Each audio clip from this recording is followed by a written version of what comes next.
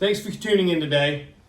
Today I'm going to have a conversation with Garrett, or ask Garrett a question that I hear frequently in the divorcing channels, and that is, it's about how to pay for your attorney cost. And is there a pro bono attorney? Is there a pro bono attorney available for you?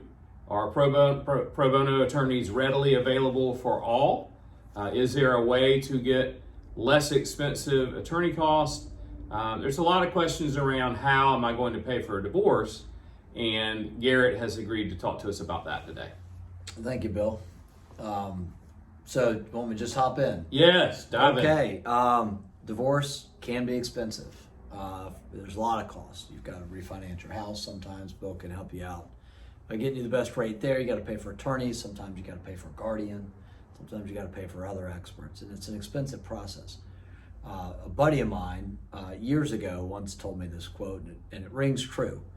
He said he tells his clients he can almost always get them divorced for less than it costs to get them married, which is generally a true statement, except in the most litigious of cases.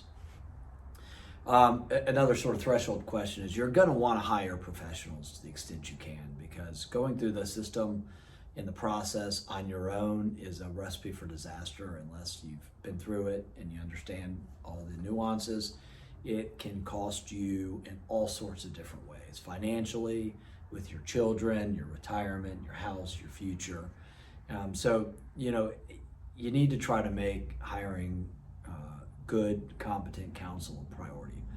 So next comes, how do I pay for that? There are pro bono organizations out there that help, and lawyers are encouraged by the State Bar of Georgia to engage in as much pro bono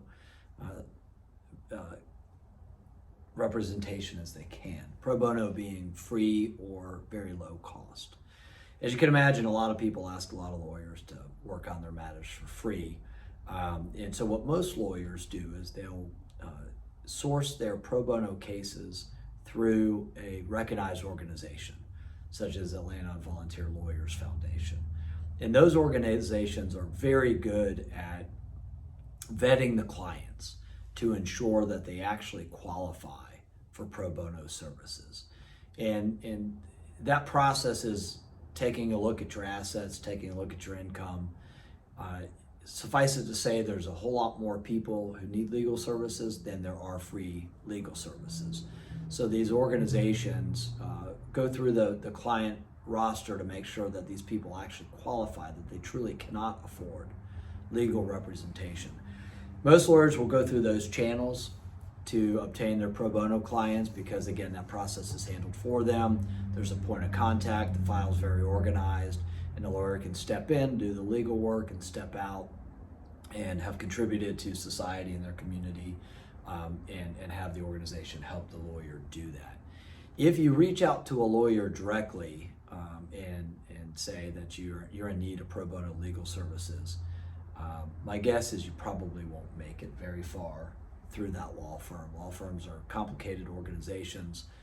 There's a whole lot of expense to running a law firm that clients don't see, that's on the backside of the public-facing part of the law firm, and lawyers tend to do their free pro bono work, again, through organizations or through volunteer services, and not with private clients. So I think that if that's the approach you're looking to take, it's not probably going to be time well spent calling up law firms and asking if they do pro bono work. They're almost surely going to refer you to the organizations that handle that entire component for them.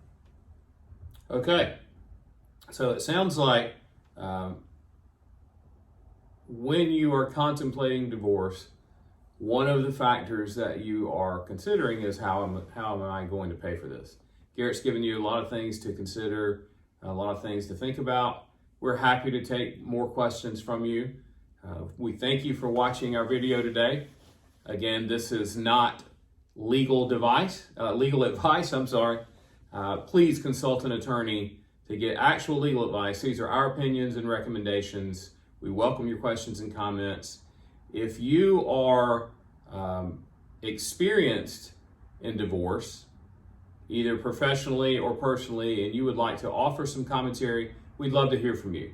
We'd love to talk to you and see how you can help this group as well. Thanks for tuning in. Thank you.